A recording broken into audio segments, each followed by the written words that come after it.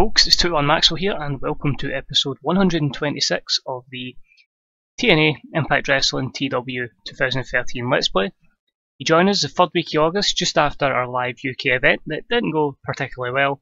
But you know, we're on the road with Crossfire and we're heading towards Victory Road. And we've got to try and build up some momentum and hopefully have a fantastic pay-per-view. We're making the most of all of our roster. We're having 6 pre-show matches. And we've managed to fill out the show with a massive 17 angles as well, so hopefully we can progress a lot with regards to storylines, getting people over, and generally improving some of their skills as well. We're booking next week's show in the Stokely Athletic Centre in the Southeast region. I believe we're in Memphis, Tennessee. So we're trying somewhere different, somewhere we've got a bit of popularity, and hopefully that can rub off on the workers and get us as good a rating as possible.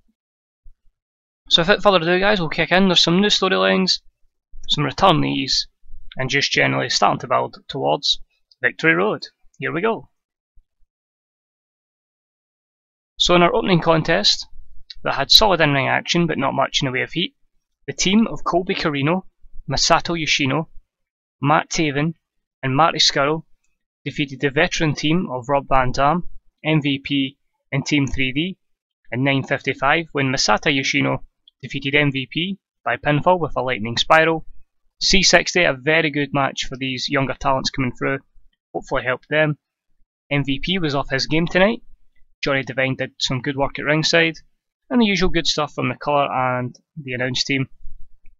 Unfortunately no skill improvements, but hopefully a little boost in overness for the likes of Marty Scurll and Masato Yoshino, Colby Corino. Although Masato Yoshino was the most over guy, hopefully the win gives him some momentum and we can start using him again in a positive way. Our second pre-show match, and an awful match that was completely devoid of heat. Madison Rayne and Silesia Sparks defeated Velvet Sky and Vita Scott in 7:29 when Madison Rayne defeated Velvet Sky with the raindrop. This was a D-38. Both Madison and Silesia were off their game, and the commentary team did a good job yet again. No skill improvements, but a good win for the baby faces, and hopefully it gains them some momentum. Lots of negatives here. I think we'll just move on and not talk about that many negatives, but that's bad to see. But hopefully we can build them up. Silesia especially has time on her side. She's only 24. In a match that had some good action, but not much in the way of heat, Davey Richards defeated Eric Young in 7:29 with the DR Driver 2, a C-56. Good match to try and get Davey Richards on a winning run now. The colour commentary gave the match a boost, and Eric Young improves his technical skills. I honestly don't think we'll ever have anything for Eric Young, but you never know, one day we may give him an opportunity. He's still 36, so there is a chance while he's not got the declining physical ability, that we can always give him a little push somewhere. In a match that had some good action and average heat, former rivals Drew Galloway and Hawkins collided with Drew winning in 6:45 with the move. C-56, not a great match. No skill improvements. Basically just putting Drew over and bringing Hawkins back to the mid-card, where he pretty much is going to be for the rest of his career. I don't see him getting up to that main event, I just don't see it happening. And in a bout that featured great action and average heat, Adam Cole defeated Brian Cage in 9:53 by pinfall with a Florida key. B-75, very good for these. Adam Cole's always going to perform. Good to see him get a good match out of Cage. Unfortunately no skill improvements. And the dirt sheet just has negatives for poor gimmicks and both men holding back, and the low morale of Brian Cage, but we can fix that. And of course the announce team's low experience, but we can build it up over time. No, that's what these shows are all about. The more time you work with them, the more they'll gain experience, and it will benefit you in the long term. In an extremely short match, we had Rocky Romero defeat Sila Tupi, remember him, Arthur Jr. in 5:13 by pinfall. C-61, just a match to get Romero a win. He came out of it looking very good. No worker improvements. All negatives there pretty much seem to be mostly for Sila Tupi, apart from the holding back and inconsistency of Rocky Romero. We start the show off with Kevin Steen in the ring. Last Sunday in the UK, not to my surprise, I was cheated not only by this company, but by its franchise player CM Punk. Yet again having to take shortcuts to defeat me. Is that really the superstar you want representing your company? CM Punk then comes out to the ring and grabs a mic. Kevin, how long have we known each other? Is this the best you can come out with? Really? God, they must be really bitchy over in Ring of Honor these days. Punk goes to continue speaking, but then Samoa Joe comes into the ring. And he takes the mic, says, "Yo Kev, I understand, man. Punk's been known to cheat his way to victories. He's been lucky I've been able to just get the job done against him." Punk then turns around to him and says, "What the hell are you talking about, Joe? You've cheated every time we've fought. And hey, if you're that confident, why don't you face me tonight?" Kevin Steen says, "Well, if you're that confident, why don't you face both of us?" Then out of nowhere, Ricochet's music hits. And he says, "Punk is a champion in this company. I know how hard it is to win it and then retain it." This promo continues. There wasn't enough space to text space, so that'll continue. But for here, B+85, Punk came across well. Ricochet was underwhelming, which is a shame. He's not very good in the mic, but they're trying to help him here. The World Championship storyline continues. Punk continuing foreshadowing his heel turn, and Ricochet is developing better performance skills. But as I say, this segment will continue. Only one negative for the cold crowd. So he said, "I know how hard that is to win the title, and how hard it is to retain your title. So if you need a partner for tonight, then I am more than happy to help and show everyone in the locker room why I am a future TNA World Heavyweight Champion." Then Stone Cold's music hits. Austin comes out and says, "Punk, Joe, you guys are under a non-contact ruling. However, I feel like TNA needs an awesome must-see show tonight after that UK show, so that's out of effect so this match can happen. Tonight, CM Punk and Ricochet against Samoa Joe and Kevin Steen. That's your main event, and that's the bottom line, because Stone Cold said so." So Austin booked a massive main event, giving Ricochet a chance to shine in the main event, but also allowing Punk and Joe to hit each other before the event, the pay-per-view even. B-74, Austin looked good. The world title storyline continues. No skill improvements. Negatives are being short and just falling slightly flat after the previous segment. Need to book that. Then we're backstage at catering with Chris Hero, who's enjoying some lunch, as you do. "Ha ha ha, look at that guy. Remember when he used to be good," says Jesse Sorensen. And then next to him is his friend, I believe, is it Jake Carter? But Jake Carter says, "Yeah man, what a joke he is now. You see that beating that Drew gave him?" Chris Hero turns around to Carter and Sorensen and goes, "Excuse me lads, do you have a problem with me?" Jesse Sorensen says, "Not a problem as such. We just think you suck." "Oh really? How about I kick your ass and we see who sucks after that?" Jake Carter turns around and goes, "There's two of us, there's one of you. What are you going to do, old man?" Chris Hero then says, "Just bring your ass to the ring and we'll see what this old man is all about." So Hero pretty much now is going around as a grizzly, grumpy veteran that all these youngsters are taking advantage of and laughing at. A good C65 promo there, or segment backstage, and hopefully that helps Hero, Carter and Sorensen as time goes on. This leads to the match, which had some good action but not much in the way of heat, where Chris Hero defeats Jesse Sorensen and Jake Carter in 7:37, when Chris Hero defeated Jake Carter by pinfall with a death blow, following botched interference from Drew Galloway. This got a C-56, Johnny Devine doing some good work at ringside. The colour commentary gave the match a boost, and the storyline between Hero and Drew Galloway continues. Jake Carter is improving his flying skills and his performance skills, so that was a good benefit there of Jake Carter, and just the usual holding back, poor gimmicks, length, etc. as the negatives. But overall, for a mid-card, lower mid-card match, I mean, C-56 is pretty decent, and they can only build on that. We're backstage again, in the Knockouts locker room, hence why I put Giggity, with Ivelisse Velez, who approaches Mia Yim.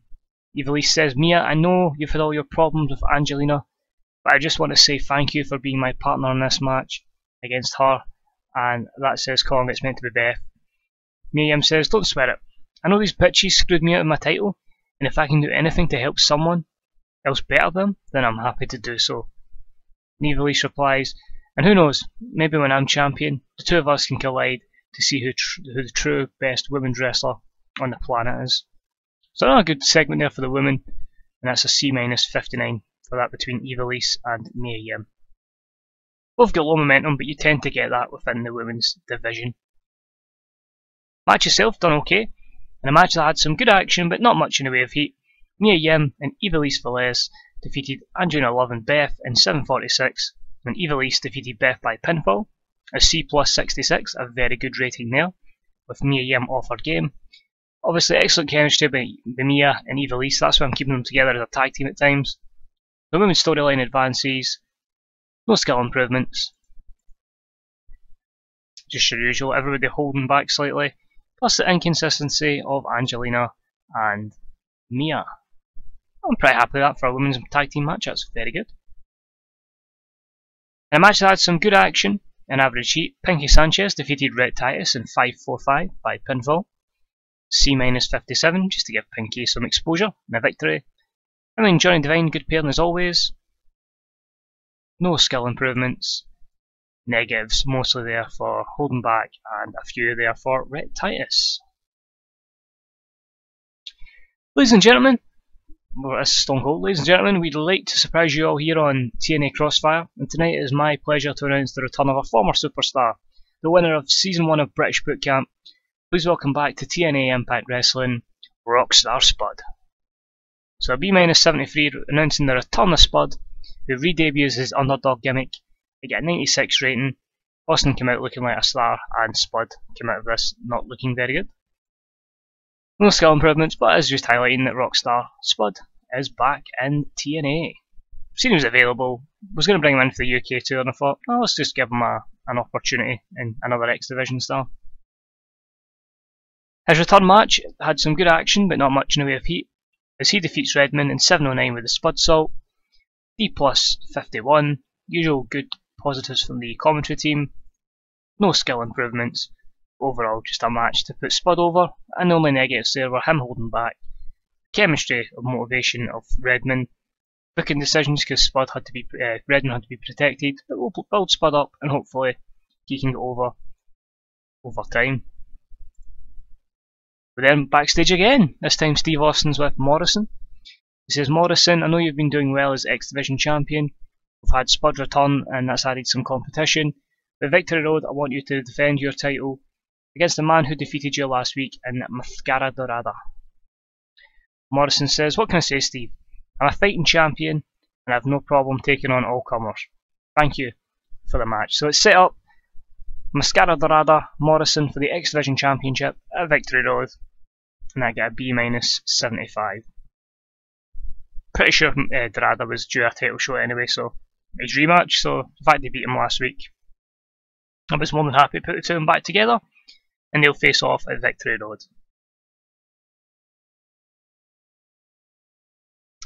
Next up, we've got a vignette. One day, there was two of us, and we hunted you all down. One of us got captured and taken away, and now I hunt alone. Hunting hasn't went well. I felt like I was being hunted, but that all changes now, with the re-emergence, with the rebirth of the wolf. Hear me howl, while my opponents suffer. The return is imminent. And then a howling noise. Basically just a vignette. We're going to bring back and really push to the moon Davey Richards. Obviously they're showing a dark match, but we're going to really give him a singles push now. So a nice little vignette to hype him up. And brings the show down a little bit with the D46 just so we can bring the crowd back up and not burn them out. So very happy with that. No extra factors included. And about to feature great action. An average heat. EC3 defeats Bram in 6:33 by disqualification. This get a B80. Again, we put EC3 in a short match and it seems to deliver. And also it protects Bram with a DQ. James Mitchell does some good work at ringside, and great chemistry between EC3 and Bram, which is always good to see. No skill improvements here, but overall I'm very happy with that. How can you be penalised for stamina within 6 minutes? EC3 is really annoying me in this game, despite how good his stats are and how over he is. With Bram continuing to assault EC3 causing the DQ, he'll continue the beatdown until Steve Austin, he's on a busy show tonight, stops him. Bram, you son of a bitch, stop it. Stop it now. I have some massive news that concerns both of you. At Victory Road, you, EC3, Adam Cole and Chris Jericho will compete in a tournament to become the #1 contender for the World Championship, our main pay-per-view, Bound for Glory. In the semi-finals, Bram will face EC3 and Jericho will meet Adam Cole. The winners will face off in a #1 contenders match at TNA Turning Point. Good luck, and Bram, get the hell out of my ring. So we're really going to put faith in our Bram push here. So he's going to get built up and have a match with EC3 at Victory Road, and the winner there will face the winner of Jericho and Adam Cole, and the winner gets the title shot at basically our version of the Bound for Glory tournament, or whatever TNA call it. B-72, Austin looked good, continues the storyline between Jericho and Adam Cole. No skill improvements, only the one negative there. Pretty happy with that. But then backstage, where Lance Hoyt is speaking to a lovely lady from our production crew. She does her job very well. When out of nowhere, Ibushi pops out and starts provoking him. Hoyt heads towards him before out of nowhere Nakamura cracks him in the back with a lead pipe, and both men beat him down, before Harry Smith arrives on the scene to chase them both off. Unfortunately, Harry's too late and Lance is down. B81, fantastic. The Tag Team Champions of the World storyline continues, and it builds up a bit of heat between the champions and the Killer Elite squad, so delighted with that. No skill improvements, all positives there from the dirt sheet, so very happy with that. So our co-main event delivers, yay! And about to feature great action and a good crowd. Shinsuke Nakamura defeats Harry Smith in 1440 by pinfall with the Bomber Yi. During the match, we had Kota Ibushi run in and attack Harry Smith. So B82 is perfect. Basically, with Lance Hoyt being injured, he couldn't come in and help, but a great interference from Ibushi gives Nakamura the win. He was off his game tonight. However, Harry Smith and Nakamura have great chemistry and it showed in their performance, so that's great to see. No worker improvements, all negatives there, seeming mostly for Nakamura, but I'm very happy with that. And that's a good co-main event. And our main event, and about to feature great action and great heat from the audience. Ricochet and CM Punk defeat Samoa Joe and Kevin Steen in 2020, when Ricochet defeats Kevin Steen by pinfall with Chocolate Rain. B+86, and it gives him the victory, gets him a little bit over. Punk using subtle mannerisms to hint his future heel turn. It will come eventually, guys, just wait it out. TNA World Championship storyline continues. Joe improves technical and performance, Punk improves rumble and flying, and the dirt sheet only has negatives for every man holding back, plus the burnout crowd and low experience of the announce team, but surely that's got to deliver a good rating. That's one of our better shows in a while. But after it, now you sons of bitches, that was a top match, but I think we need something very special at Victory Road. I need something that will capture the imagination of all wrestling fans. CM Punk versus Samoa Joe for the title is very good, but how can we truly define who we are as a company? Let's put one of the most iconic wrestlers of all time in this match at Victory Road. So it's going to be CM Punk versus Samoa Joe versus Taker, with the winner being the TNA World Heavyweight Champion. If you're down with that, give me a hell yeah. Fans go hell yeah, as Taker is added to the match for the title, and it's now a triple threat match. It was a last minute decision, but apparently Punk and Joe faced each other 3 times already. I would get the 4-match penalty. And it's a nice wee intro, so like Swerve there, just to shove Taker in and really make it a high profile match. So happy with that. Let's see how we finish. Are we going to gain pop, please? Yay! B83, which increases our popularity in 11 regions. Thank the Lord, we finally get a positive show. I'm so happy. So we'll quickly continue. That'll take me to the booking of the next show. But I'm just going to quickly check.